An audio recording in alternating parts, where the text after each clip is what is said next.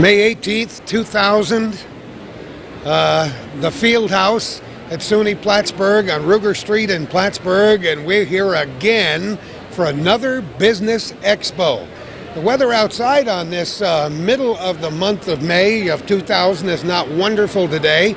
All the more reason to pack several thousand people from the community inside here at the local college field house.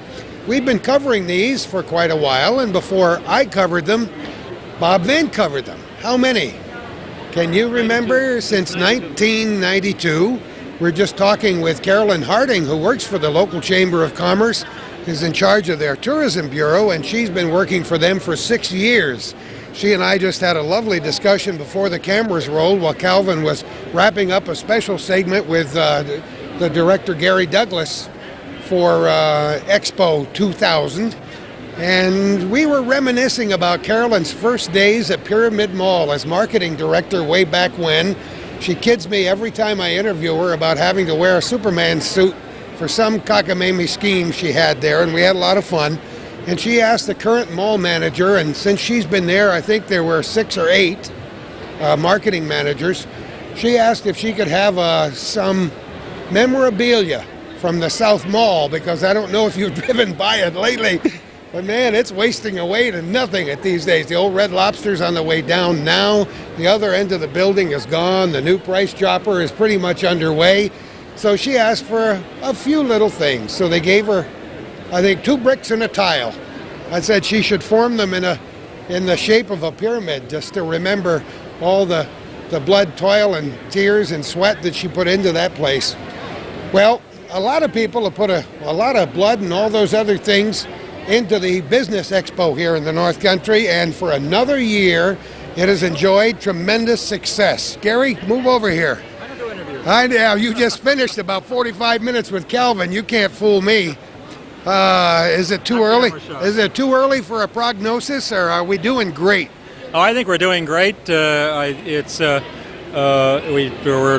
at another record in terms of booths, and certainly how many? Up to 170. And solid attendance. It certainly is on at least on track with last year. You told me last year if we had 170, we'd have to hang them from the rafters. Well, there's a couple up there. We bring them down in rotation. Every year we say, where are we going to go next year? We got to pick another venue. But you made it. You made it again. Huh? Yeah, we made it. We got them all in here, and the day's going great.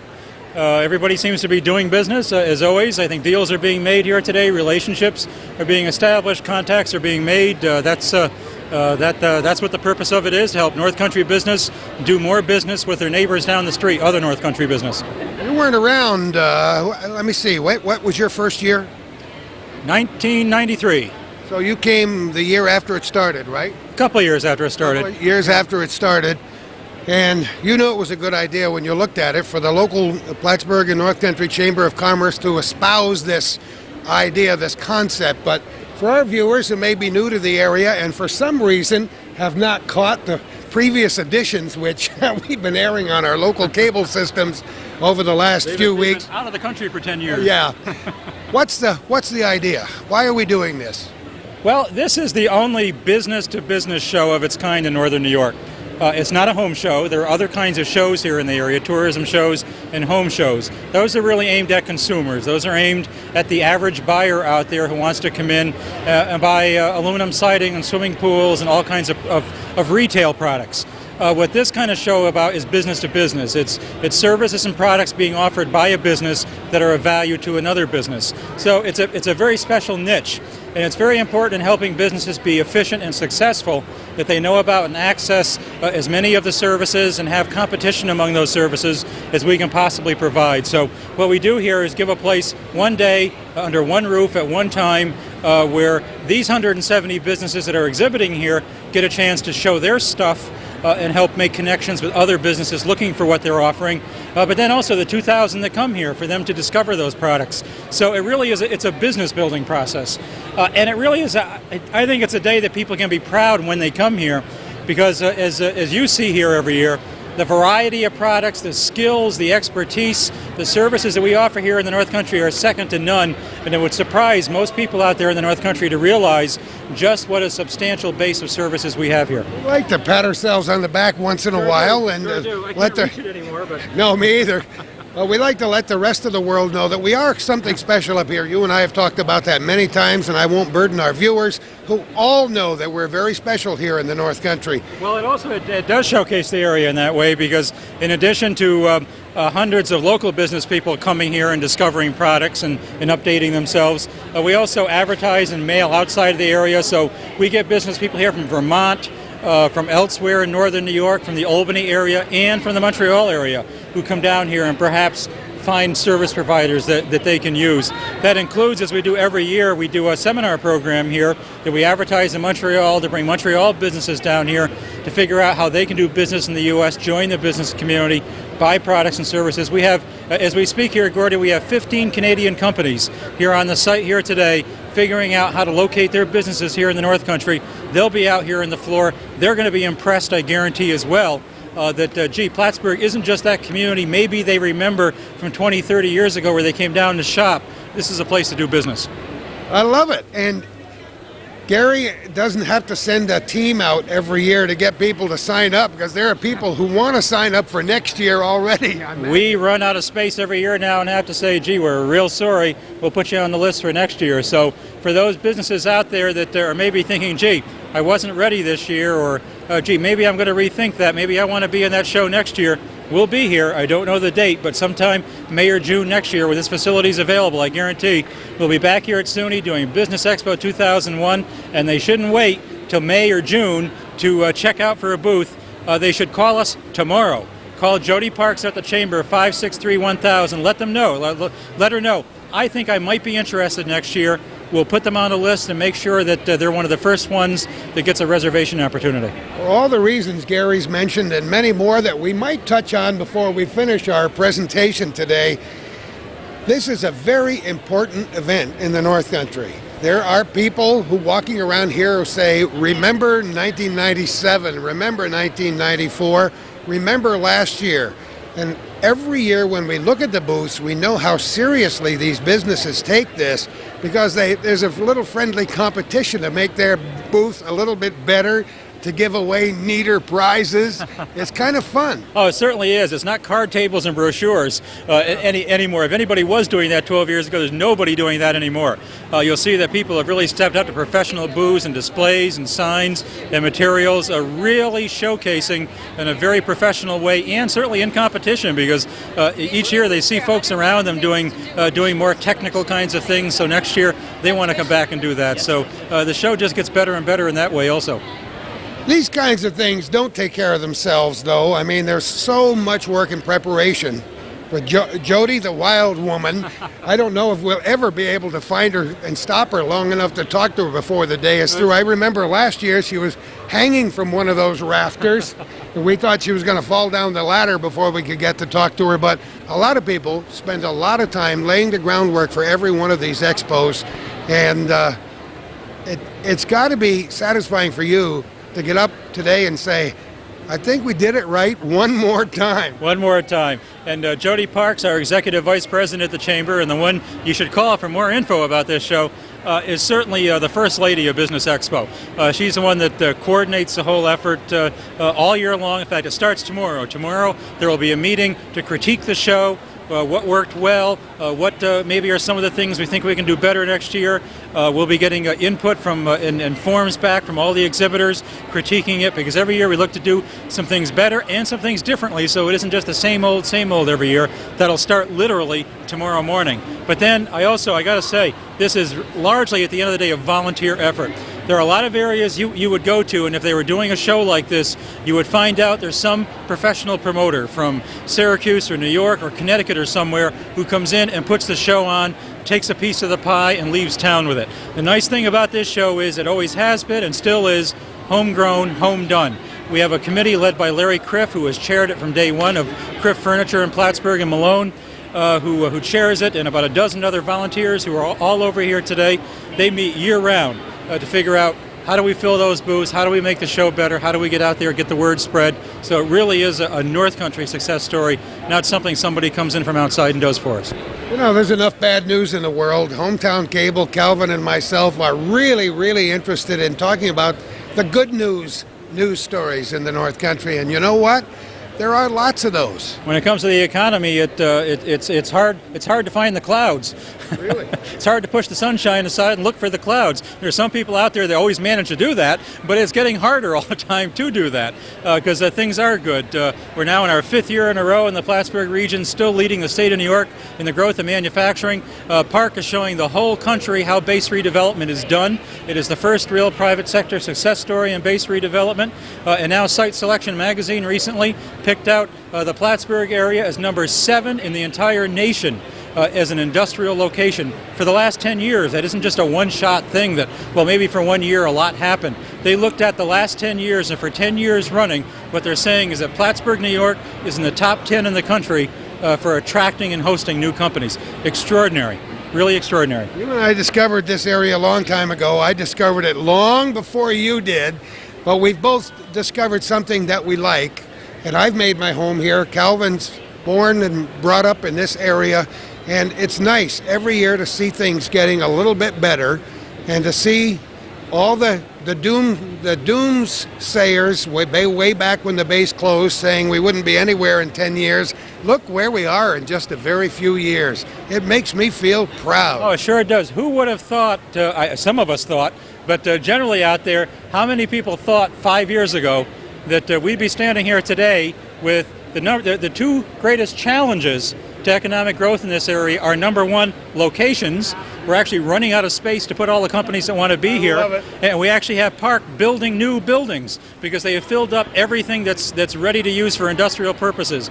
Building 1 new building right now, and we're already talking about breaking ground in the next one. Who would think Park would be building new buildings because they need more space for the tenants? Same thing at the Development Corporation, almost all the economic developers in the area. And the other is workforce.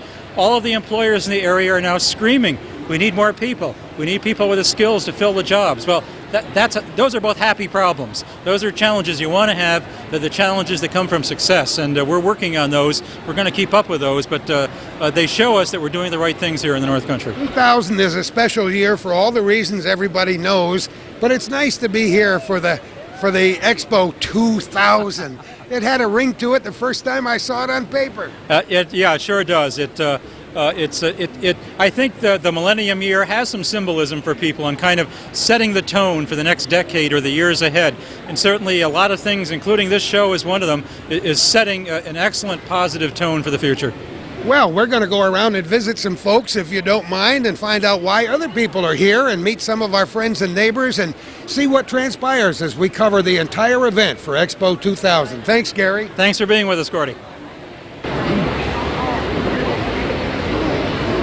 We should call this show Our Little Corner Goes to Town. Remember the old TV shows, Ma and Pa Kettle Go to the Fair? We're at the Business Expo 2000 at the Field House on Ruger Street in Plattsburgh with our friend Mike Hildebrand. How are you doing, Gordy? I'm doing just great. Mike is in charge of publicity at CVPH Medical Center, public relations.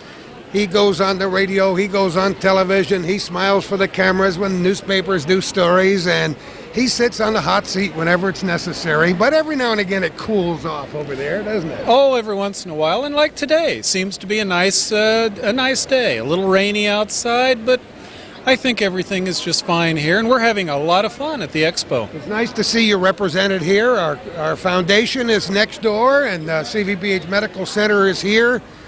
I spend a lot of time in and out of your facility, visiting clients of mine and friends and participating in various events, and I like what I see, and you must too. Oh, we're very pleased, Gordy, with the programs that we've developed, and the emphasis really we've put on convenience for people. It really seems to be working. I mean, we're at a point now, our employment has never been higher. We have over 1,700 people working for us. Working well, very effectively, another 140 physicians on the medical staff. I mean, it's really going well. One of our biggest problems right now is finding enough people to work for us. In fact, Gordy, allow me to use this forum to encourage people, if they're thinking about starting a new career or if they have kids who are in high school, encourage them to look at healthcare.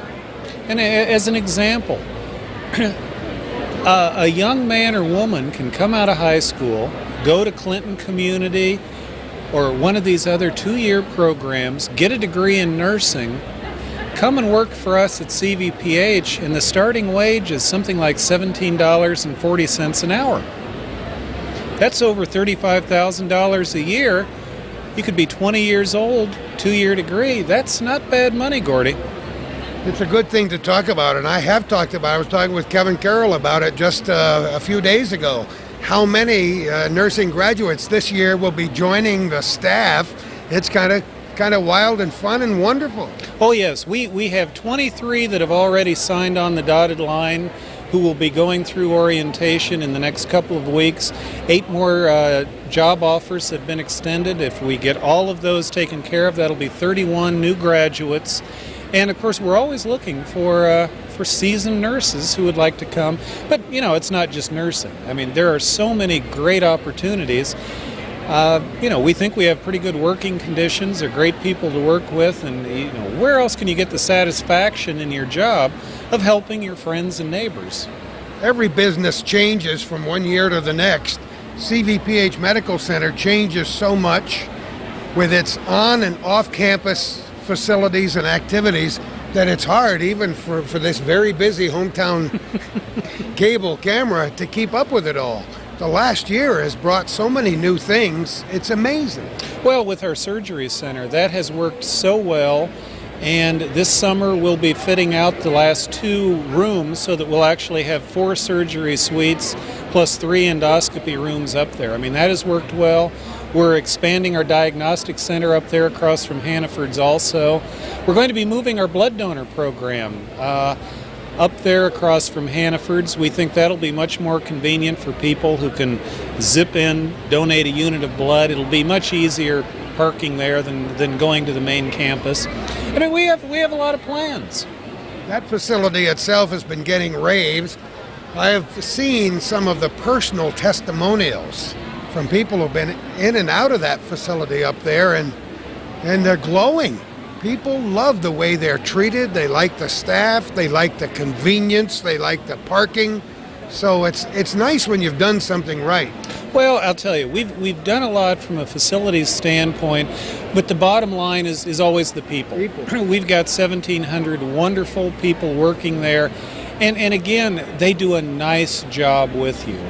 Folks don't tend to think about this sort of thing, but when you come to a hospital, you assume you're going to have clinical competency. The thing that really makes or breaks your visit is how we treat you.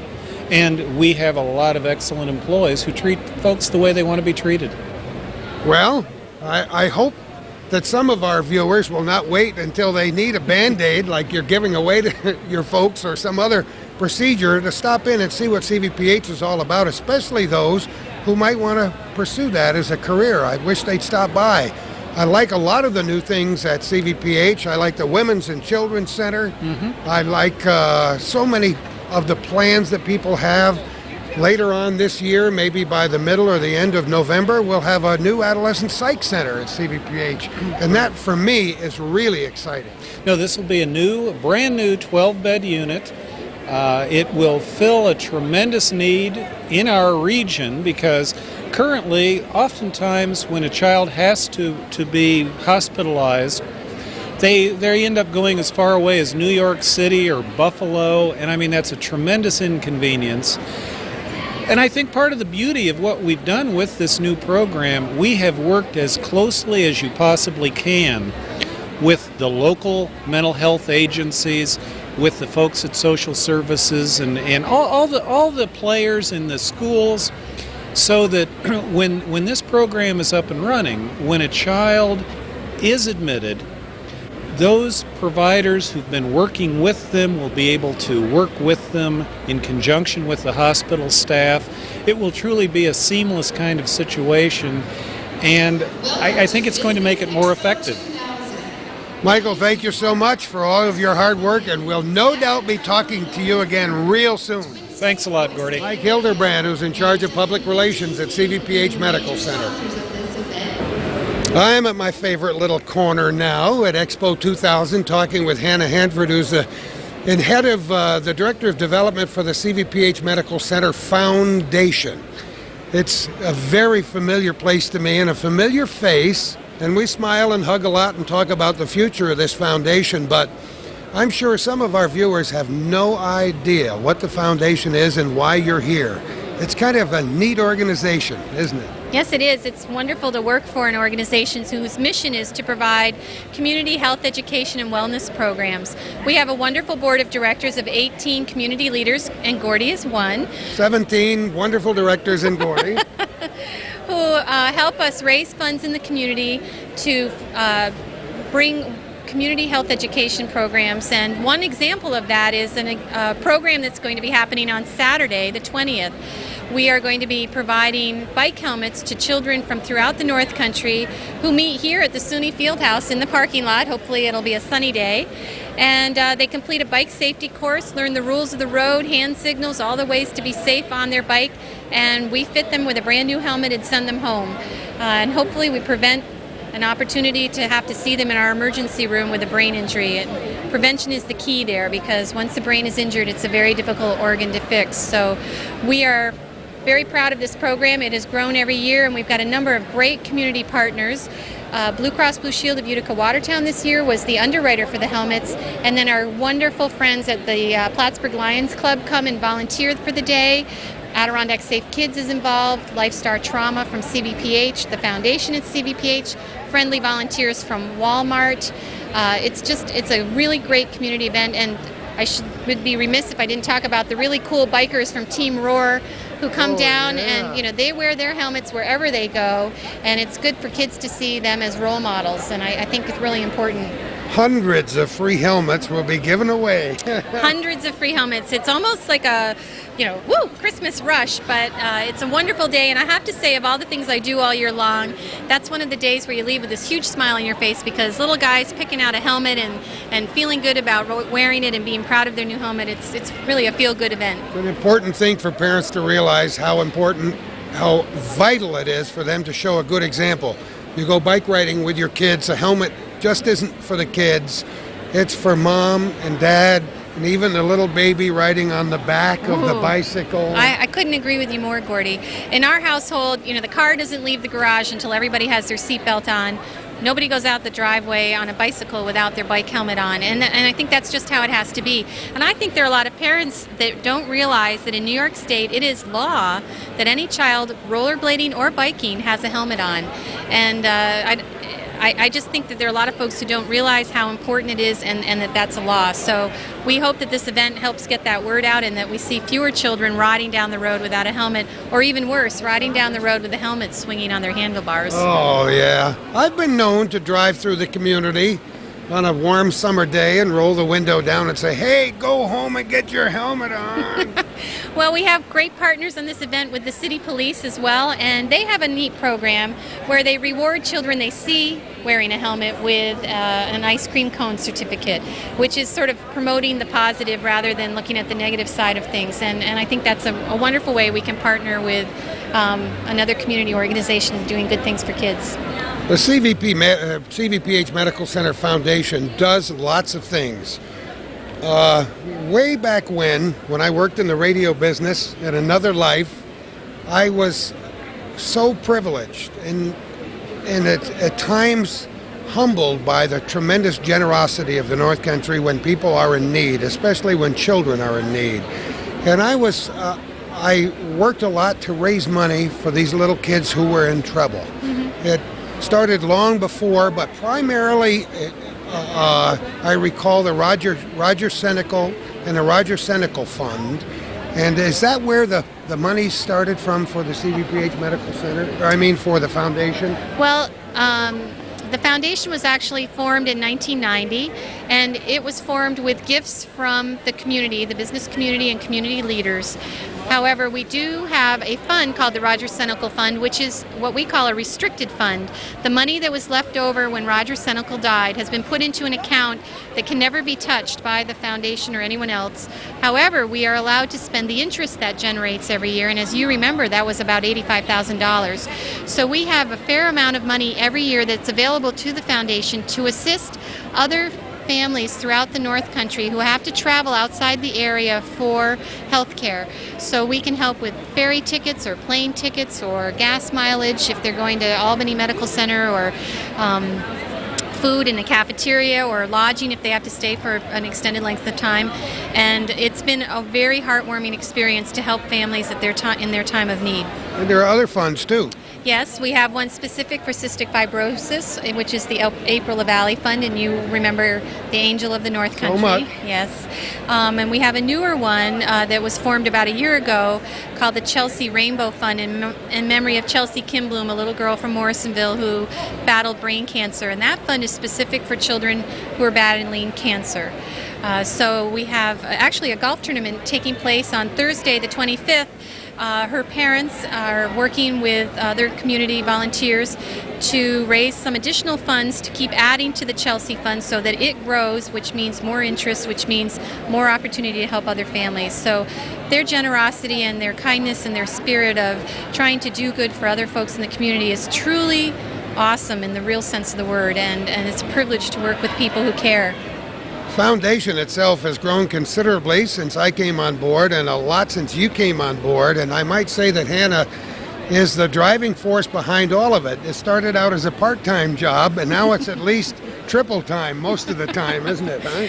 Well, there's so much good work that we can do in this community, and it's truly rewarding to be able to be, in some small way, part of so many good things that we're able to touch, so many lives. And it's because we have a very dynamic board who works really hard, and because of the generosity of our North Country friends and neighbors. There are a lot of other things that the CVPH Medical Center Foundation does that we haven't touched on. Let's talk about some of the things. You got a wonderful new Women and Children's Center that the foundation was a part of. Yes, we raised over $1 million to help fund a renovation project that created a beautiful Alice T. Minor Center for Women and Children, which opened a year ago this July. Just have had nothing but absolute rave reviews from parents who've been able to experience our new enhanced birthing centers. And for parents who had children a few years ago and now are experiencing the new unit, it's just been night and day difference. They're very, very pleased with those renovations. The foundation's also involved in other community projects. One of the things that we do every 6 weeks is fund a smoking cessation class. Very important to help folks in the North Country who decide it's time to quit to do that. And we have great success with that program. Additionally, we fund a Heart Smart for Kids program. We partner with CVPH Medical Center and Mountain Lakes PBS to do a program for health and wellness that's on the PBS station, and we choose various topics and have local experts that can give commentary and then answer questions from callers, which is a real rewarding experience because there's so many folks out there with specific questions and we're able to get to them. In addition to that, a project that we started and kicked off a few months ago is the Adirondack Safe Kids Coalition, which is part of a national coalition. This group specifically helps folks throughout Clinton County, and we have many wonderful partners. There are two co-chairs, Donna Graham from CVPH Medical Center, who's our trauma coordinator, and Linda Carpenter, who's the Clinton County Traffic Safety Coordinator, are the two co-chairs. And the mission of Adirondack Safe Kids is to prevent childhood injuries. So our keynote programs are the bike helmet rodeo we talked about earlier and car seat safety checks. And it's absolutely mind-boggling to learn that more than half of the car seats that are installed in our cars are installed improperly. And we had a very graphic illustration of that in the emergency department several months ago where a car struck a tree. The child was in a car seat in the back seat facing backwards, which is proper, but it wasn't installed properly, and the car seat became a trajectory and went flying through the car, and thank God, lodged between the two bucket seats in the front. And there was that baby who had been on a straight mission straight through the windshield. Think about it. Think about that. Wow. Think about that. So the importance of installing car seats properly is very, very important. And I see my co-chair, Linda Carpenter, right there, who might speak a few words on car seat safety. We'll get to her in just a moment. The foundation does everything it can to help promote good health with their seminars and workshops and public television shows. Yes. And a lot of other things. We sponsor a series in the wintertime. Just about every month we have a different lecture. Oftentimes it'll be at the hospital, sometimes it's at the Inn at Smithfield, and we'll pick a topic, and when we have a national expert coming to speak to our medical staff for grand rounds on a Friday, we'll invite that person to do a community lecture for us on the Thursday evening. And we had a fascinating talk on insomnia this year. We talked about osteoporosis, we talked about prostate cancer, about breast cancer. So interesting topics, things that are important to each one of us, to give us a little bit more information so we can make wise choices with our life. There are a lot of reasons why people in our community, Mr. and Mrs. John Q. Citizen, and business people in our community should learn more about the CVPH Medical Center Foundation. And if by some chance they were inspired by our little conversation today and would like to get a hold of you and say, sure, I'd like to help you out with a check for 10 grand, how would they go about doing that? Well, they would call me at 562-7168, and I will meet them wherever they'd like me to find them. Whatever. Seriously, gifts of that nature are extraordinary and would be wonderful. Gifts that people give through a will, or gifts of appreciated stock or certificates that might be able to do some good if they have a particular project somebody cares about. If someone had a particularly wonderful experience at the Fitzpatrick Cancer Center, for example, they can leave a gift in honor of someone who's passed away, or in honor of the care that was given to someone who's survived, and we can use that money to help fund programs in that particular area. So there are many opportunities, and anyone who's interested would simply give me a ring and we can talk about that a little bit more in detail. Well, I might mention that times do change. In spite of the fact that some of us would like to live in the old days forever and ever, times do change. And it's no longer an easy thing for neighborhoods to get together and have spaghetti suppers and fundraisers and try to administer a fund for a sick child or a sick adult. The CVPH Medical Center Foundation are now getting to be experts in that department. And if you do have questions, and you would want a source for assistance and somebody to administer one of those special funds, they should contact you, Hannah, right? Yes, they should. And actually, because we're a not-for-profit organization, there are advantages to having the money held in a separate source. Some families are very close to the income level where they're eligible for social services, and if a significant fundraising event takes place, that sometimes tips them over, even if it's for a temporary period of time, and they might lose benefits. So there are good reasons for having the money held by the foundation. In addition to that, because we are a not-for-profit organization, contributions are tax deductible. You get a formal letter from the hospital foundation which allows you to turn that into your accountant at tax time. So there definitely are benefits to doing that. Actually, as a foundation, we do not receive any benefit of holding these funds. It's strictly something we do as a community service, because we feel it's important that fundraising efforts in the community are used in the purpose for which they were intended, and monies that are left over for many of these special funds are then rolled into one of the existing funds like the Roger Senecal Fund, so a donor will know that their money will always be used in the spirit in which it was given. I love it. What a tremendous spokesperson you are. Thanks so much for all your hard work. Oh, well, thank you, Gordy, and we're so glad you're on our team. Have a great expo. Thank you, thank you. I like this. I only had to take 3 baby steps to the right, and there was Linda Carpenter. How are you, Linda? Good, Gordy. How are you? I'm terrific. I know this is your baby. Speaking about car seats, as co-chairman of this Safe Kids project, why is it so important for you and for everybody?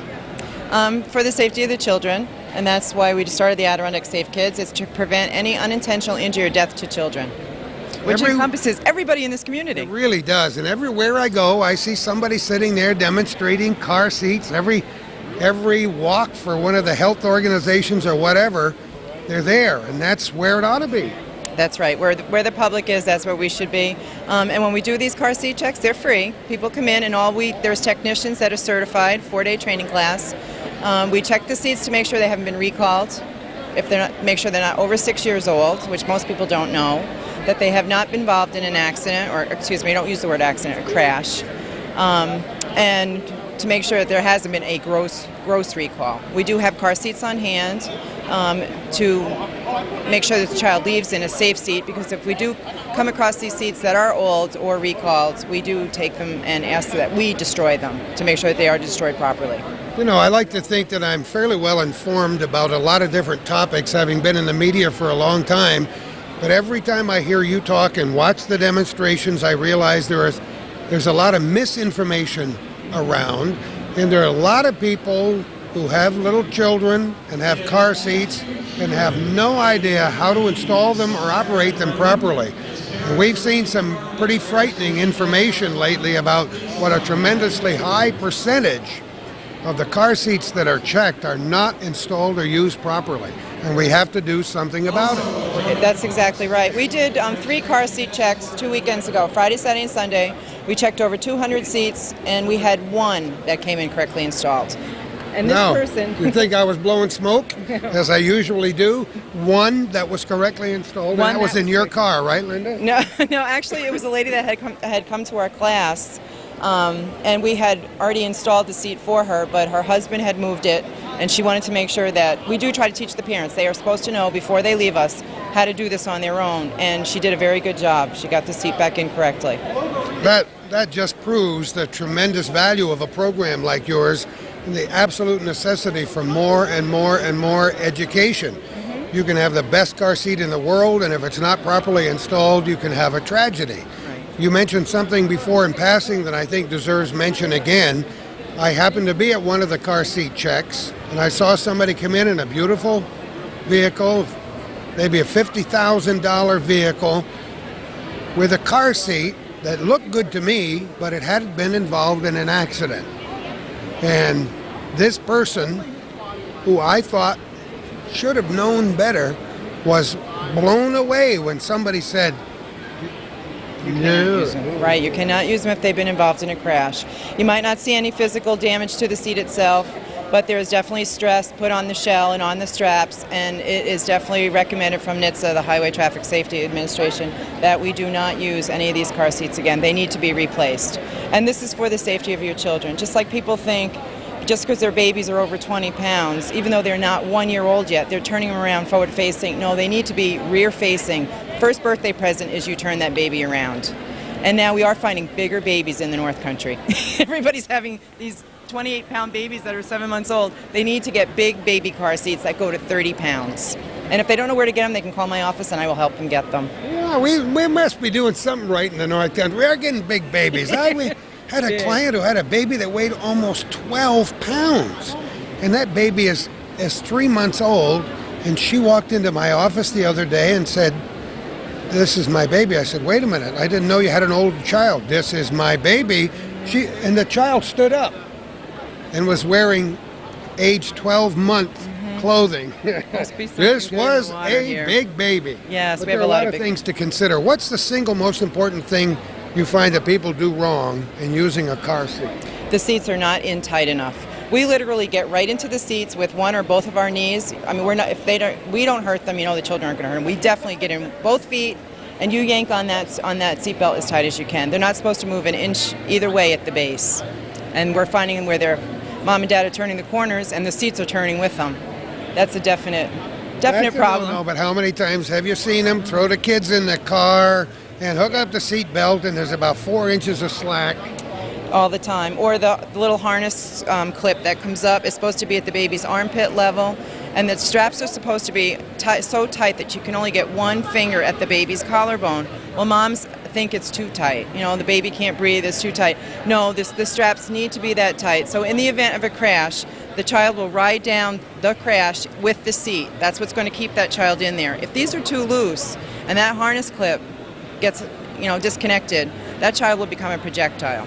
And speaking of projectiles, that's another big problem we have. People are driving around with hockey equipment, their skates, their baseball, even these Ford Expeditions and Ford Explorers that have those little carry, that goes over the back end, you pull them and it's a shield, so nothing. People are coming in with projectiles. I mean, a ballpoint pen in a all it rollover takes. can become a projectile. We've seen videos in our training classes where children are killed from just little tiny instruments that are in the car, your coffee mugs. In the event of a rollover, that coffee mug could kill your child. So that's an education issue too. A lot of it has to do with educating yourself if you care about the future of your child and paying attention. I'm sure that when people are viewing this, they're thinking, Oh my gosh. what have I got? What? Looking, some people, their car is their castle, and they've got not only ballpoint pens, but everything else imaginable all Pipe throughout wrenches. especially if they have 2 or 3 kids and a father that's handy around the house. So do pay attention to those things. Right. And hopefully we can make people think a little bit today. That's right, and that's what we're here for. We're not here for, even though there's law enforcement men and women that work with me, we are here to educate, not to enforce. I mean, if they see you out on the road and you don't have your child in a car seat, well then obviously it is going to become an enforcement issue, 3 points on your license and a fine. But we're here to educate the people, and it's not just the car seats. It's also mom and dads need to set a good example. They need to be wearing their seatbelts. The children are going to copy what mom and dad do. Mom and dad aren't wearing them, why should the children wear them? When we do our seatbelt details and we're stopping people, all the children that come through with their seatbelts on, I have little positive reinforcement stuffed animals that, good job, you're wearing your seatbelt, and we should be telling mom and dad too, good job, because that's where it starts, with mom and dad. And like I said, we're education, and we're more than just the car seats. We're the bicycle helmets, we're the gun lock program. We're going to be doing a water preserver program for all the ponds in the area to prevent drowning for people that don't have jackets. We will have jackets available. And like I said, we're here for the safety of the children in our community. I love it. That's the bottom line, isn't it? Yes, it is. I love it. Adirondack Safe Kids. Prevent unintentional injury or death to children. Linda, thanks so much for all your hard work. You're welcome. Don't Thank stop you. now. Just keep doing it all summer long. Thank you. Thanks, Gordy. It was nice talking to you.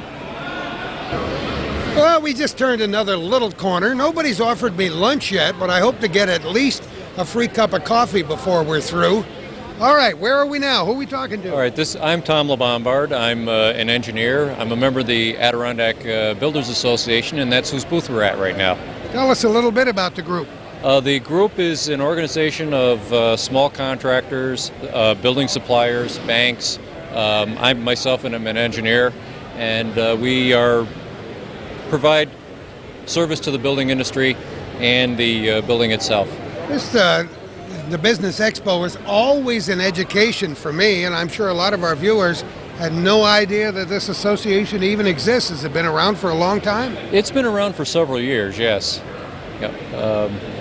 We have about 70 members now, and as I say, it's just strength in numbers. Let's see, you brought a few photographs with you. Are those of the people or the jobs that have been done in the North Country? These are from the Home Show, which we host in March every year. Oh, yeah. Right? And then we have behind us, that's a list of our members on a blueprint sheet. And then these are some of the community projects that some of our members have recently been involved with. Restoration of the Cumberland Head Lighthouse. Oh, yeah. And the playground in Peru. Oh, isn't that kind of neat? So you're giving back to the community. That's great. That's part of what we do, yes. Try to give back to the community. I should have known that somebody would come up with a clever idea of putting this on a blueprint. Well, that's why you have an engineer in the organization. I love it. Wow, that's neat. Thanks so much for having us stop by. We hope everybody else comes to see you today, Thomas. Well, thank you very much for stopping by. We'll have to get out of here. You guys get Why? You why? big chicken. you chickens. We've met before. I Yeah. ran the Nice Star program. Yeah, yes, I remember. Yeah, put a plug in there. That's it. All right, we're on again. We're getting closer to the food. None of this is edible at this point in time, but I'm going to find a sandwich before we're finished here. Tom Magliani, how are you? I'm very good. Gordy, how are you? What's going on with this wonderful display here Well, today? we've got a bunch of different things going on. We've got our hydroponic lettuce display that is a model of a greenhouse that's located in Ithaca, New York, right across from our corporate headquarters. NICE is a co-sponsor along with Agway and Cornell University.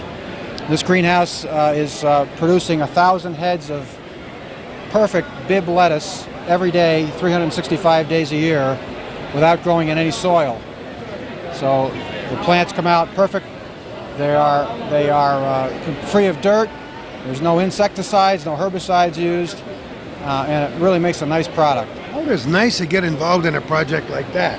Well, we have an ag department, and we have a very active ag business connection, and we co-sponsored this project with Cornell University so that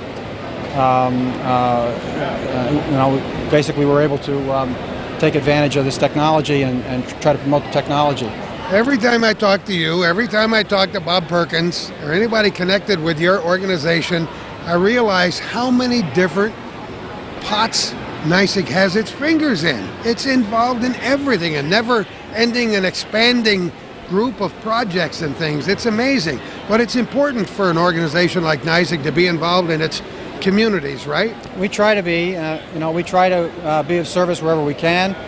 Our ag department is not only involved in this R&D project, but many other R&D projects, including animal waste and ventilation and lighting systems for barns. And we try to help the farmers out at every place we can. They're a struggling group of people, and we do what we can to help them out. Right now, the rest of this display is some of the lighting displays we have on here now. This can be used either in regular businesses and warehouses or any other kind of large building, or in farms. And we have outdoor lighting on display here as well for security and for safety and to help draw customers to your business. And then we have natural gas handouts. We have some free popcorn for anybody who wants to stop by, and a few other giveaways. We got some door prizes, so we're pretty well trying to cover all the bases in a pretty small area here. Well, like I said, NYSEG is a huge organization. It's grown a great deal since I remember way back when, and it does get involved in many different aspects of the community. Natural gas is one thing we don't talk about too much where I live because it's not through there yet, but that's expanding in the North Country all the time. Yes, it is. We expect to go into Peru this year. There's talk of across the northern tier from Chateauguay, or from Champlain rather, over towards Chateauguay and into Malone. That's under discussion. There's discussions going further south. We'll probably go to Keysville in a year or so. And then of course we're trying to expand.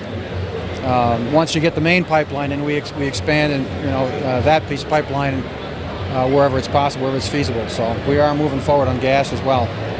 Thomas, thank you so much for letting us drop by. Good luck on your lettuce there. You're not going to pick that today, are you? Actually, if you stop by at 6 o'clock, you can have some. Are you kidding me? No, sir. You sure can. Oh, I thought that was going back to Ithaca. Not happening, huh? No. Thanks again, Thomas. Have a great life. Have a good day. Same to you. Thank you. Well, now we can ask him the hard questions because he's no longer wet behind the ears. We're at Expo 2000, as you know, at the Field House on Ruger Street in Plattsburgh with our friend Zeke Fleet, who is the publisher of the Plattsburgh Press Republican for how long now? Oh, it'll be 2 years this summer. Unbelievable. Yeah. We did take a wonderful tour of your facility. We've run it a couple of times on television around Clinton County and had very good reactions. I had real good positive reaction from that also. A lot of people saw it, and it was nice for us, and hopefully it was nice for you. It was really great too. You know what another good show was, and we scared him to death when we did that show with Jeff Myers when he did his 100-year retrospect, and we sat there and Jeff said, "I don't talk much, you know. You want to talk? Want me to talk for 2 hours?" He was absolutely panic-stricken, but he's never been locked in a small room with Gordy Little and Calvin Castine. No. And he knew that he had to talk his way out of there, and he did it, and that was another very successful program. Right. Jeff Myers is a very talented writer, and we sold thousands of the Century book, which was a recap of the last 100 years in the Clinton County area. So maybe there'll be something else in the work coming from Jeff Myers. Talking isn't his big thing. That's not why we hired him. It's writing. So it works pretty good. He's wonderful at that, Yeah. and he's a fine human being, and I see that book on coffee tables everywhere. Yeah, it's out there. I pick it up and look at it again. The old photographs and the old remembrances are really neat. Yeah. Well, now that you've had time to reflect on life in Plattsburgh and Clinton County, you've been up here for a while. Is it a little bit different than you expected when you came to town a couple years ago? Oh, yes. Nothing's ever quite as you expected, but if anything, it's better. Wonderful people, wonderful work ethic. Things at the Press Republican are going very well, and really proud of the accomplishments that we've made. We have a ways to go, but things are moving in the right direction for us. So I'm very pleased on the personal side and on the business side. It wasn't too many years ago when there wasn't a Sunday newspaper around here. And then all of a sudden, Sunday's a pretty hot day for the Press Republican. Sunday's our biggest day of the week. Yeah, we sell more papers, we have more advertising, and it's a good thing for us. Yeah. And it's heavy. Yeah, it's heavy. The people who deliver the papers really love Sundays, don't they? Well, that's how Sunday papers are. More people have time to read on Sundays. That's probably one of the biggest reasons. Talk about a work ethic. Every time I talk to you or anybody else at the press, and any time I ever walk in there, I think of all my kids delivering papers and getting all through high school, delivering newspapers, and me trying to get them up on time, and when they were sick, getting out with a bicycle or the car and helping them deliver papers. But it's quite an effort. How many carriers does the Press Republican have? More than 300 independent contractors. Isn't that amazing? Yeah, it's quite an engineering feat to get that out each day. And it's not only 12-year-old kids. No. There are senior citizens. There are single moms. Just happens in Morrisonville, and I might as well give Beth a plug. We have a single mom who is punctual every day, like clockwork. And she has got to be in the best shape of any female her age in Clinton County, because she parks her car and literally runs up on the porch and runs back to the car and goes out the driveway and runs up the next driveway. She's made it a regular career, and she's wonderful. Oh, yeah. Like I said, people of all ages delivering newspapers. A lot of adults. Nationally, there's a trend to more adults delivering newspapers now than kids. And, of course, we have a lot of motor route drivers, too, out in the country that have morning routes. So altogether, we get the job done each morning. You know what pleases me? It pleases me to be happy and healthy at this time in my life. It pleases me a great deal to write a ridiculous little column in that Press Republican every Sunday. But what pleases me even more than writing it is the response I get from people in Port Henry, in North Bangor, in Tupper Lake, in Alaska. Yeah. Gordy, you have a following from all over the world. Face it. They all want money. That's what it. No. You have a following from all over the North Country, and we, besides the comments that you hear, we hear a lot of good comments about your column too. And our Sunday paper wouldn't be complete without it. I can tell you that. I didn't need a pat on the back. I just wanted to let you know that it's fun to be a part of that. Never dreaming that at this age in my life I would have so much fun just writing one little 850-word column every Sunday. Yeah, you have a lot of friends here and a lot of followers, so we appreciate it. You and I have discussed this before, but I want to say it again. There's always a place for a hometown, and in your case, a regional newspaper. Hometown newspapers come and go as some of the major newspapers come and go. This one has been around in one form or another for a long, long time. And Plattsburgh and Clinton County have almost always had somebody writing a newspaper. Right. Back, you can trace our roots back to 1811, 3 years before the Battle of Plattsburgh in 1814. Back then it was called the Plattsburgh Daily Press. So it's changed a lot since then. It merged with the Plattsburgh Republican back in 1842, and been a daily paper for quite a while now. And so we have roots going way back in the area. So we have a good following too, and we have a lot of families that can tell us that their family has taken the papers for 2, 3, 4, 5 generations. So it's good. You weren't here very long before you decided that you had to give something back to the community. It's always great when somebody like you decides, well, this community is a pretty good place, I think I'll give something back. And all of a sudden one day, then the CVPH Medical Center Foundation that we've already talked about today in our interview with Hannah Hanford, we had a new face, and it was yours. And then all of a sudden, it wasn't very many weeks later when you were running the show. Oh, no, I'm the vice chairperson. That's what vice chair people do when the chairman can't make it, right? Right. That's one of the jobs. But I joined the CVH Foundation, I think in January or February of last year, and it has meant a lot to me. I've made some good friends, and I know it's a good cause. It's a good grassroots community organization that needs support, and it has a lot of support. So it's kind of a win-win for me, and I'm just real pleased to be among that group.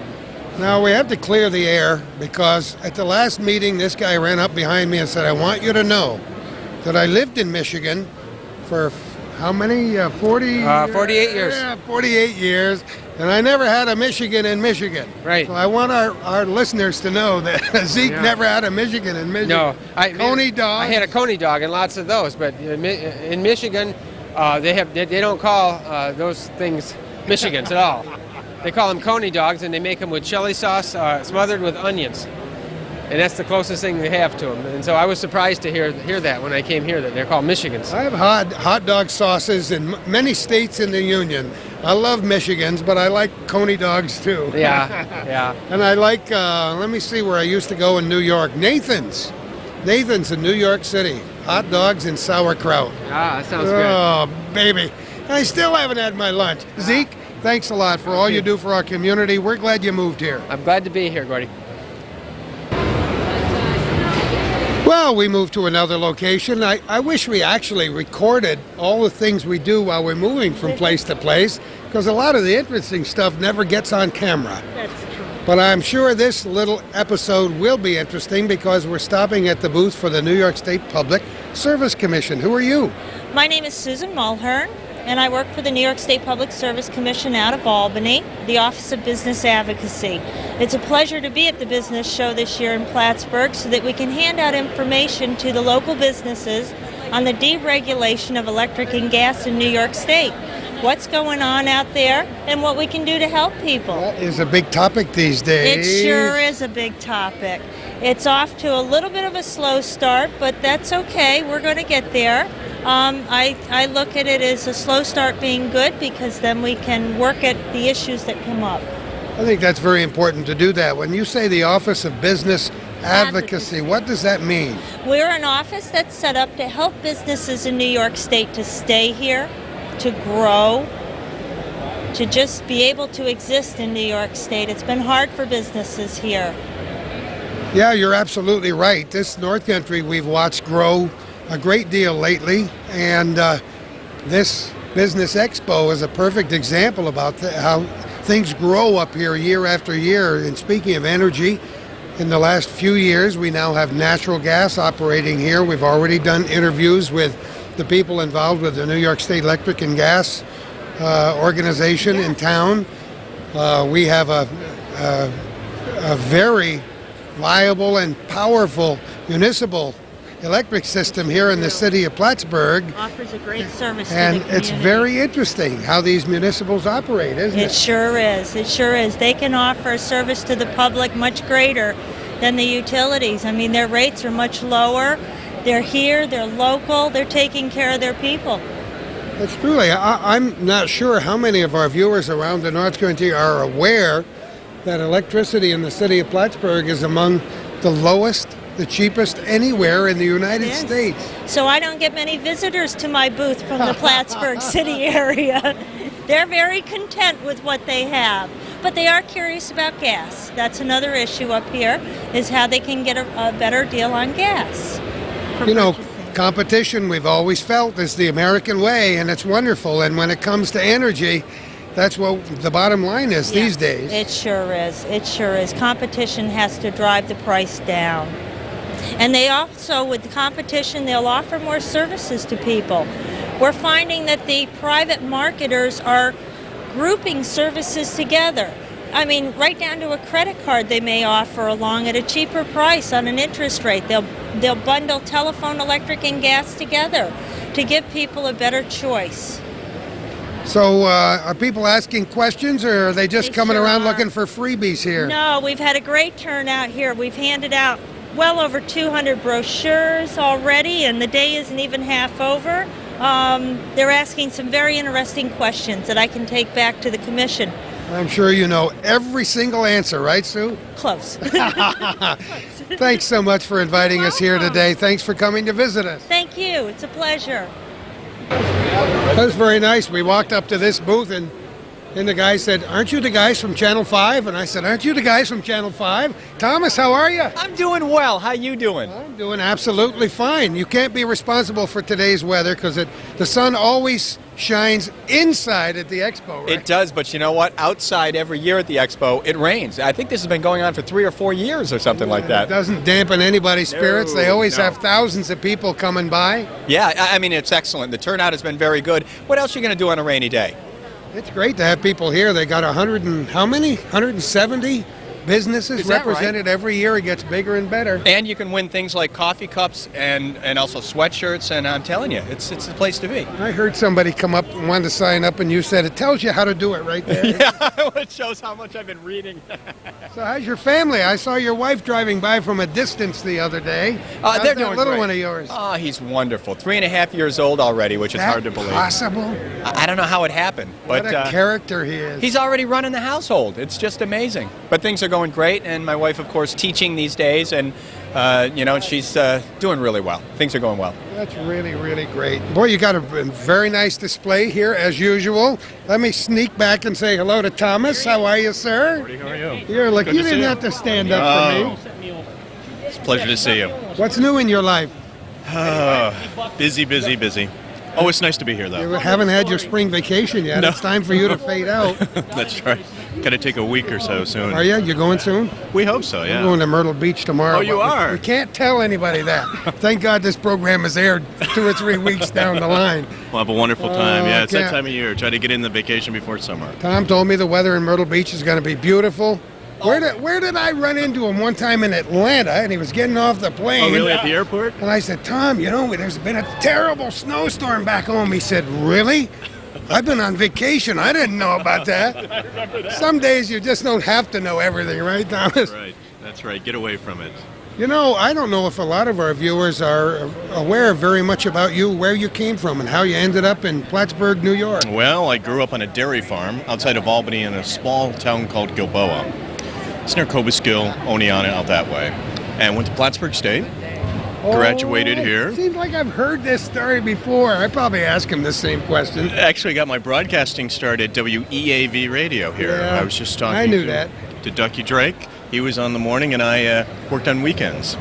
And then from here to Maine, and then television, and back here now. That's where I started my radio career, at WEAV Radio. People started there, yeah. Before you were born, when it was on Court Street in Plattsburgh. I don't remember the address. I'll just throw it out. Who would know? Because I'm the only one alive. I'll say 36 Court Street, right about where the Clinton County Government Center Really? I never knew parking that. lot is That's located. those were the now. original studios. The original studios. I never knew that. The transmitter was located, as it was when you worked there, way out on the Lakeshore Road. George Bissell Sr. Hey, buddy. George Bissell Sr. was the owner and general manager back in those days. And his first radio station was another 1340 AM WENT in Gloversville, New York. Oh, I never knew that. And Scott Dustin, who worked with me Right. at the local radio station for a long time, is now down there Right. at George Bissell's first radio station. I see Scott's name every now and then on the AP Wire when stories get called in, so He's a good down guy, there. a respected part of the news community down there, and doing very well. I stay in touch with him every now and again, and a lot of pleasant memories. He digs up a lot of big stories Yeah. down there that he sends to the Wire. He's doing well. He had a lot of practice working up here in this That's right. little newsroom up here, but did you always want to end up in television, Thomas? You know, I didn't. I didn't know for a long time, and it was a television crew from Albany came down to cover flooding in our town one day, and I got to meet them, and that's where I guess I was bitten by the bug and decided that's what I wanted to do. Every part of the media has its place. I'm a big newspaper fan, I'm a big radio fan, I'm a big television fan, and it's in our blood, I guess. We just want to know what's going on. That's it. We're nosy. Drive my wife crazy every night. She says, That's right. "Give me that clicker, That's I'm going to right. hit it with Back a and hammer." Next thing I know, she's in the bedroom with the door closed watching her favorite show. We're all the same. We go right through a clicker, new show to new show. You're right. So what do you want to do in the future? Do you want to hang around here for a while, Yeah, or do you have... I'm doing what I love. And you know how this business is. It gets in your blood, and it's just great. You get to meet new and different people every day, something different every day, and it's just wonderful. We've watched your television station changed corporate hands a number of times down through the years, and I always worry about my friends like you in the business saying how secure is that job or how things are going to go, and there are a lot of unknowns until the company says, no, we're not going to can all of you today. That's right. That's right. And a lot's changed in the last couple of years. A lot of big television corporations are buying up smaller stations, but I think we're fortunate. We have one that's pretty well respected across the country, and they made clear from the get-go that they let the local stations run the local operations. Local folks are the managers and the news people, and I think that's great. And what they do is they provide us with what we need, and much more so than in the past few years. So I think it's going to be better things for us, and I think it'll show on the air. I think we'll be able to do more and do more local programming, and I think that's going to be a big plus. I think there's certainly a lot of things going on in our community. There's always bad news events, right, and we have to cover them because the news. But there are a lot of good things events, like this event here today. Wonderful opportunity for people like me to see old friends and meet new people, and for the business community to get together. And when we're involved in the media in this community, it's always great to know that this area is growing. Absolutely. So we've done something with that former air base that people love to come here to vacation in the summertime, and that it's a better place every year to raise our families. It is wonderful. I arrived here just after the airbase closed, but I followed the story, and to see all the new businesses coming in and to be able to tell people almost on a weekly, bi-weekly basis now that something new is happening at the base, it is a wonderful feeling, and it is great to see these companies coming in there, and it's wonderful to share that with everyone. You try to plan each day for what news stories you may or may not be covering the next day. And then throw it out the window. As you know, even in television, when we say breaking news, we're not kidding. You're right. Because all those great plans and all those computer-generated lists of stories for tomorrow may be gone, but that's what makes the adrenaline flow, and that's why you and I got in the business in the first place. You bet. 5 o'clock, and you've got all your scripts written, and then lo and behold, everything starts happening. Usually around here, the weather. This time of year, in fact, Tom was just talking today, that there's a good chance by late afternoon today we could have some of those infamous heavy-duty thunderstorms that can create real havoc. Or in his words, thunder dunder. Yeah, that's right. Or mixed bag. So, exactly. So always changing, always last minute, and you're right, that's what makes it so exciting. Well, we're kind of glad that you chose to spend this time in your life here in Plattsburgh, New York, Thomas. Thank you very much. The people are wonderful. I've always said that. And when I was here in college, I always said that if I could get back here, I would, because the location is perfect and the people are tremendous. And when I had the opportunity, I jumped at it. A lot of what we do, especially on this program, is to promote Plattsburgh in the North Country, and it's a pleasure because it's true. It is a good place to live and raise a family. When I first moved here to start in the radio business with George Bissell Sr. in 1961, my goal was 3 months here and out of here. I was going to become a big star in New York City. Right. And here I am. Exactly. And there are people who come here, and we've seen a lot of people who come here and especially in your television station. And get the training, and they move on. But they always remember this area so well. Don Fratangelo and Jeannie Moose and all those folks who have gone on to bigger and better things. But I think if you ask them, they'll always say that they really enjoyed their time here. They'll always remember it, and they enjoyed the people. Always do. And then there are others who just know that, if you're not looking to go to network, that this is one of the best places you could possibly live. Good people, nice place, and we're coming into the best time of the year, baby. That's right. Thomas, thanks so much for chatting with us. Good to see you every year at this. Have a good life. Thank you very much. Just got a big cookie in my hand, he says. That's all right. Sometimes it takes a big cookie, huh? Right. Glenn Latrimore, how are you? Good. How are you, Gordy? You didn't have to dress up just for me today. Well, I did. It's always a pleasure meeting you, so I got to look tip-top for you. Pretty sharp guy. The patriarch of the insurance business in the North Country. Not really. He doesn't go back quite to Abraham, but he goes back about as far as I do.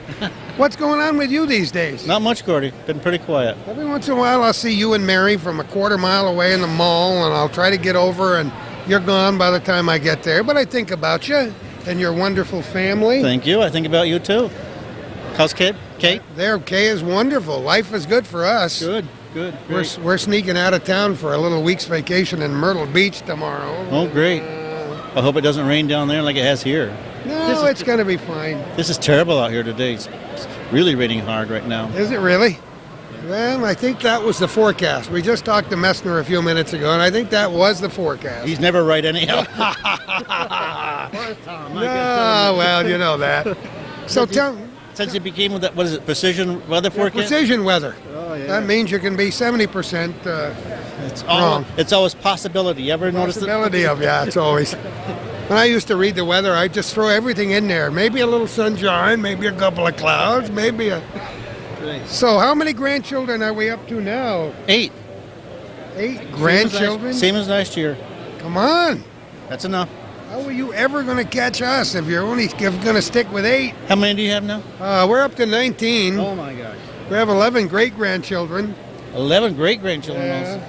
No, we're at our 8, same as last year. That's okay. You have a wonderful family and a great bunch of kids, and they've been through the North Country school systems. That's something we haven't even mentioned today. I don't know if any of the schools are represented here today. I see, of course, we're holding the Expo 2000 on the campus of Plattsburgh State University. Clinton Community College is represented here today, but the local high schools aren't. But every now and again, we have to give a little plug for our institutions of high school, grade school and high school, because we have some pretty darn good school systems up here. We sure do. They're tops. Sometimes they take a little shot. Of course, I was just talking with Tom over at Channel 5.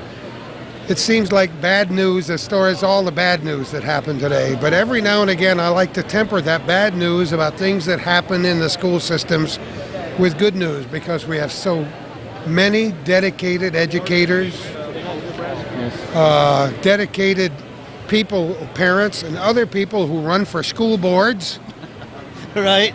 And who help out in the North Country because they want to give back a little bit. And we've had some recent school elections. A couple of budgets didn't make it. A bunch of budgets did. That's always a tough time, but we spend a lot of time promoting people getting involved in their school.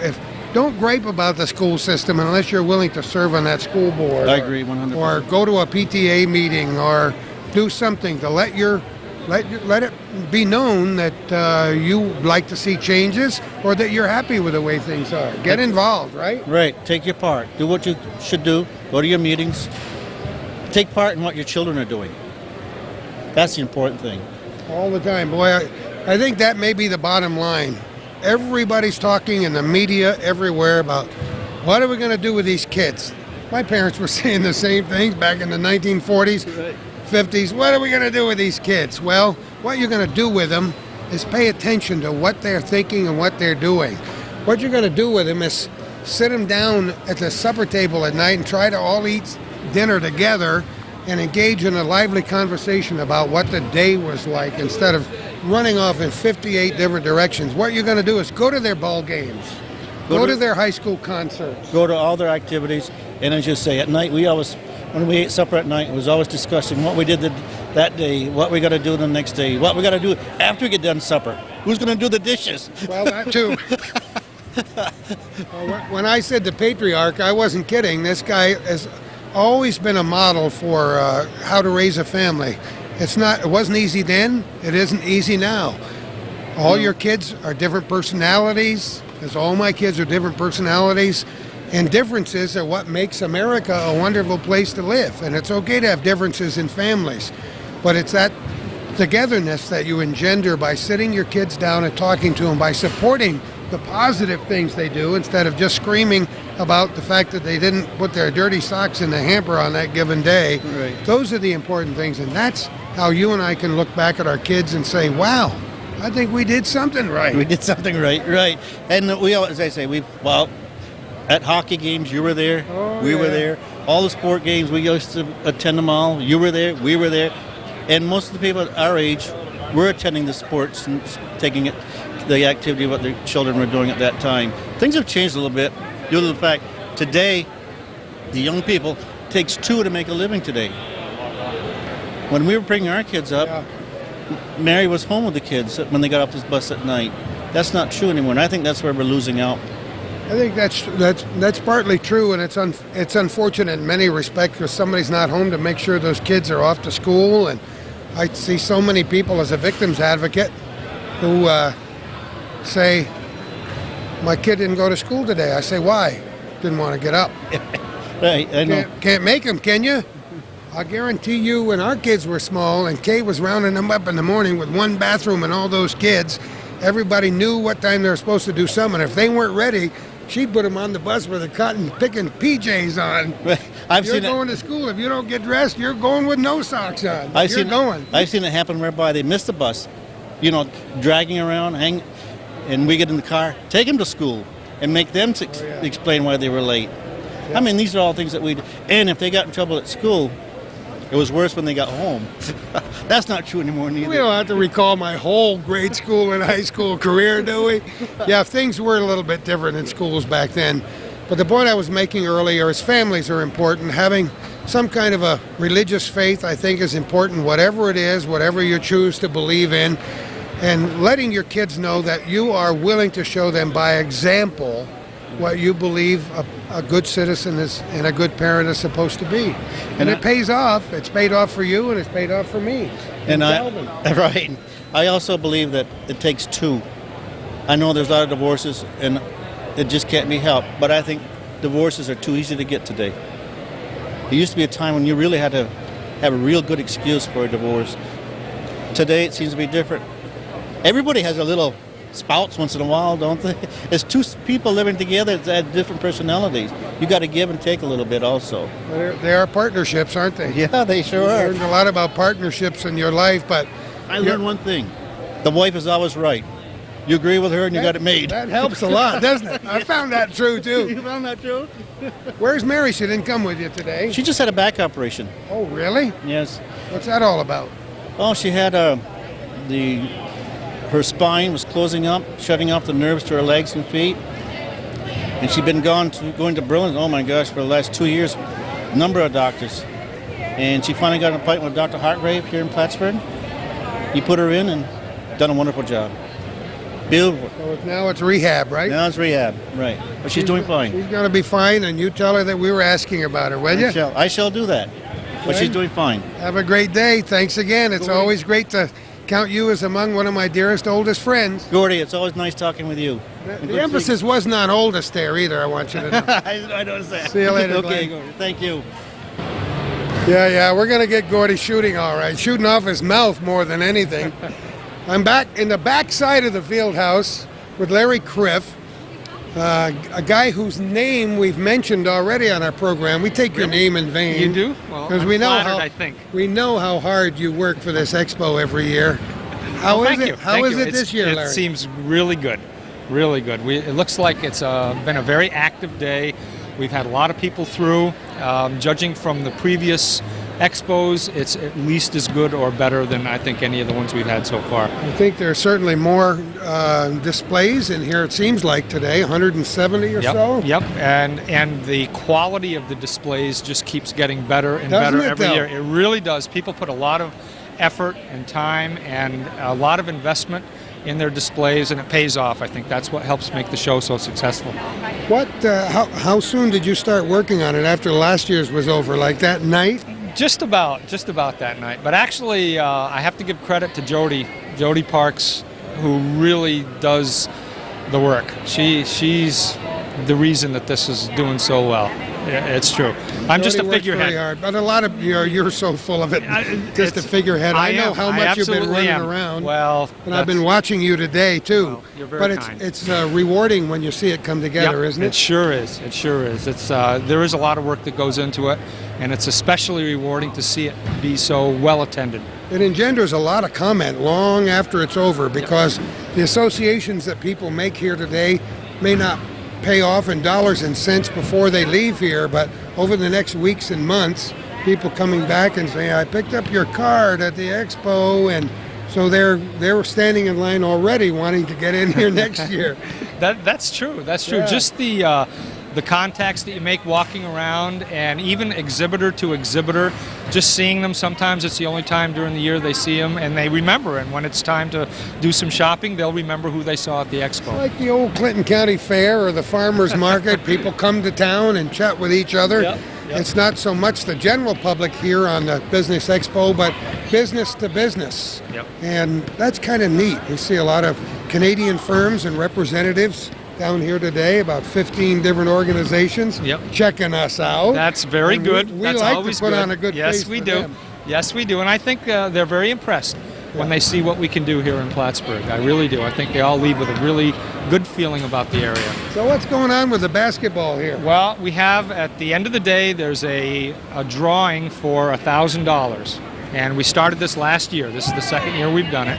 And in order to qualify to have your name in the drawing, you have to make a basket. Just one little basket. You don't have to do 25 out of 25? No, you don't. And you even can get a couple of warm-up shots. So I need about 3 weeks of practice to get one in there. You look like quite a basketball player to me. Yeah. I was pretty funny on the basketball court. This is a smaller basketball that's a little smaller than the average bear. Huh? Yeah, it is. It's really an arcade game. And we were watching you the whole time, and we thought it was kind of neat.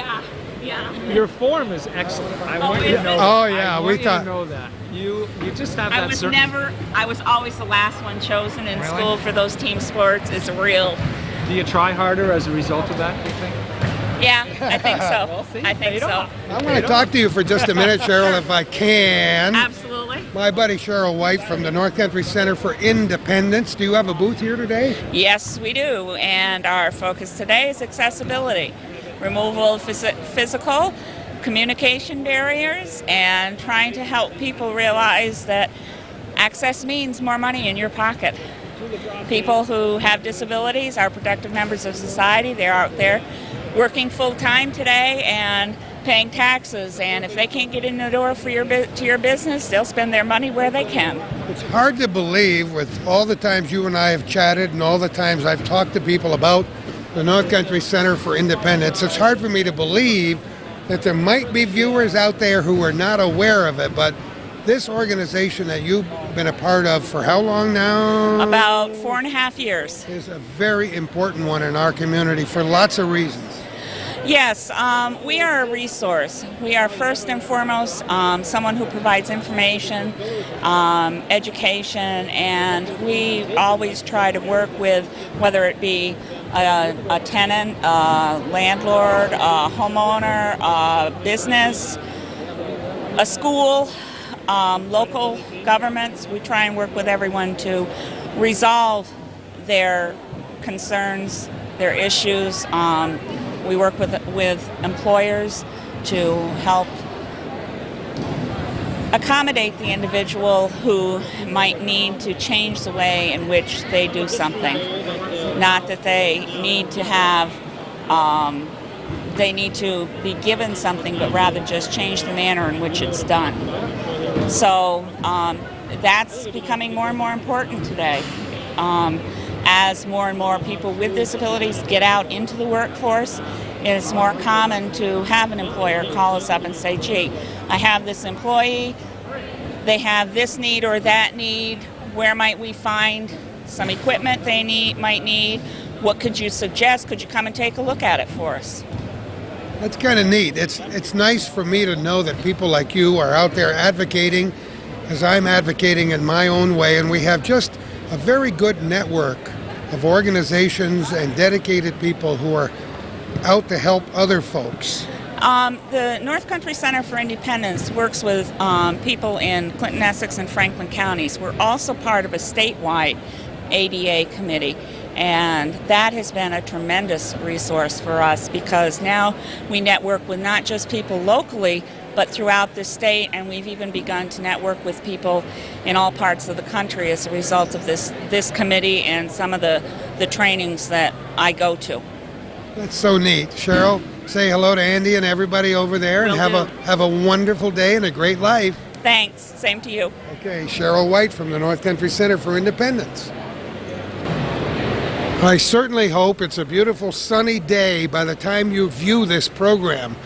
We are recording it on the 18th day of May 2000, the Business Expo, sponsored every year about this time by the Plattsburgh North Country Chamber of Commerce. Business people come in out of the weather and get to chat with each other and commiserate and find out how business was and how business will be. Bill Herzog, how are you, my friend? Good. How are you, Gordy? We're terrific to have you here today with us. A couple of things I want to talk about. First of all, your new position, what is that? I'm with the development department now with Mountain Lake PBS. Started with them May 1st, and glad to be there. And I'm involved in all kinds of interesting projects, trying to ascertain underwriting money to continue developing our fine quality local programming. A lot to be said for public television. I think there was a story in today's newspaper about how the state of New York has decided to cut back some of the funding for public television stations, which always makes me sad. I heard that mentioned, but I haven't had a chance to read it myself The yet. boss calls up Bill and says, now you have to work even harder. Well, so be it. So be it. How did you get into this position? Was it something you wanted to do, or? Well, actually, I was working for one of the major health insurance companies up here, and I resigned from that at the beginning of March. Just kind of took a refocus of my life, and I was in a nice position where I really didn't have to jump in anything head over heels. So it gave me time to sit back, and I answered an ad they had in the classifieds, and went through the interview process like You're the man. else, and I'm the man. Hey, that's great. Well, I hope it's very, very successful for you. Now, on to what may be even a more important subject. Your father was a what? My father, Calvin, just informed me that he'd read an article about my father in the Press Republican. That was probably the Maundy Thursday edition. My father's the bishop of the Diocese of Albany, the Episcopal Come Church. on. No? I had no clue. I should have known. Can you see that little halo? If you look real closely, it's not just an aura, it's a real, isn't that cherubic smile? I don't know what that might be hiding, but is that where you're originally from? No, I'm from Ogdensburg, New York, originally. Oh, you are? Yep, and he had a parish in Morristown, New York, as I was growing up as a child. And at about the same time he retired from the state, he was the personnel director at St. Lawrence Psychiatric Center for 35 years. About the same time he retired from the state, the bishop assigned him to a parish in Schenectady. And in the Episcopal Church, there is a mandatory age that the bishop can be the bishop until, which happens to be 72. So right about the same time the bishop had hit that mandatory, the diocese went through an extensive search ordeal, and when it was all said and done, my father became the bishop. So they live right in Albany now? They live right in Albany. Actually, they just moved. They just bought a house out at a place called Lake Mariah, not to be confused with Mariah down here, but it's actually Mahrih. So, but I had to get out of the big city. It's crazy down there in some areas. Well, now that we know that about you, we're going to keep a very careful eye on you. We're going to call your dad every time you step one step out of line. William, good luck with your new job. Thank you, Gordy. Good luck with your life in general. Good luck with your day today. We'll do it. It's a great service to people at Hometown Cable to get to see what's going on in, down here in the business world of Plattsburgh. We enjoy it. Thanks again, Bill. You're welcome. Boy, these are two of the biggest ham bones in the North Country standing side by side. Andy West, how are you? I'm fine. How are you? I'm great to have you here today. How's the back business? Back business is very good, thanks. It's a nice rainy day to step out of the office, though. It is a good day to be out and about and meet your friends. Yeah, I see you didn't bring your trombone. I didn't bring that. I was playing right over in that corner at graduation last week. Were you really? You're very serious about this trombone Making business. sure I'm in the room, I think. You're in the right corner, and that's about where it was. And that's great. You play all the time? Well, I perform in the Adirondack Brass, and we perform year-round, weddings, concerts, fundraisers, funerals, you name it. And that was the group that played at graduation. And then you may have seen me play in the orchestra, the community orchestra, and other groups that may come together from time to time. But you usually see me with a Adirondack Brass. Music is an important thing in all of our lives, but for you, it's been an integral part of everything you've done, hasn't it? For years. Considering that I never studied it formally, I always managed to be... No, come on. I've never taken a single course. I took instrumental music in high school, in grade school, the program that is available to anybody in the public schools, but beyond that, I had no idea. It was just, how did you develop that passion? Just lucky. I could always carry a tune. Well, you picked up, why the trombone then? That's Bud Bentley's fault. Oh, yeah. In the 5th grade, when it comes time to decide whether you should be in the band or not, they demonstrate all the instruments for you, and then they give you a little hearing test, and they let you listen to notes, and they make it higher and lower, and then you have a little form to fill out, and they can tell whether you have an ear for pitch. So I had a good ear for pitch, and when you play the trombone, you have to, because the note is not in a particular place. The slide goes up and down, and you have to hear where the notes are. And I was impressed with the way Bud Bentley sounded on the trombone. He played it better than some of the students demonstrating the other instruments. So I thought, well, I've got to play that one. It sounds better. Well, that's it, huh? How long was it before you owned your own trombone? I think my parents bought me my first instrument in the 5th grade. I got kicked out of junior high chorus, which left me more. Okay. Thank you very much, Mrs. Pickard. I hope she's probably still around too. She may be. Do you know, Calvin? We don't know. In the witness protection program. Yeah, she is in the witness protection program. So anyway, you never fooled around with valve trombone, only slide, right? Only slide trombone. It's a wonderful instrument, and I played it for many years, but not for many years. So I was so glad to see you doing that, and you're a great actor too. Have you been in any more shows since Music Man? Not since Music Man. I look forward maybe next winter if there's a show if there's a show at Shazy that has any parts which would be appropriate for me to audition for. I might like to do that.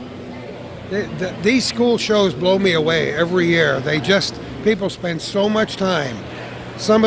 We should point out to our viewers that some of the schools are strictly student productions, and others, such as Shazy and a few others, are community productions, like that one was in Peru. And that was a lot of fun. They're all a lot of fun. I enjoy it very much. Everybody's always impressed with how well some of these groups can pull together a show from talent that's in the community.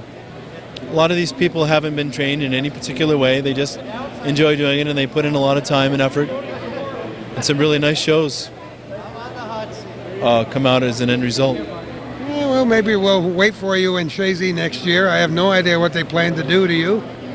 I haven't heard. I haven't heard anything yet. Okay. We'll leave a spot open for you, Andy. Thanks for chatting with us today. Have a great day. It's always a pleasure. You have a great day, too. I think I will. Well, we have kicked another business expo right in the pants. The Chamber of Commerce Business Expo 2000 on 18 of May, with lots of rain on the outside and lots of sunshine on the inside. We haven't begun to talk with all of the 170 businesses represented here today, but we have talked with some of our old friends and met some new people today, and it's always been a good experience for us. And I remember the year when I did put one of those in the hole down there, and I don't know if I won a prize or if I didn't win a prize, but it's an awful lot of fun. Maybe I'll play a little miniature golf when I go to Myrtle Beach, who knows. I want to thank our hometown cable viewers and those of you out in the North Country who just take a little time to stop on this public access channel to see what we're doing, because some of your friends and relatives and favorite business men and women might be represented.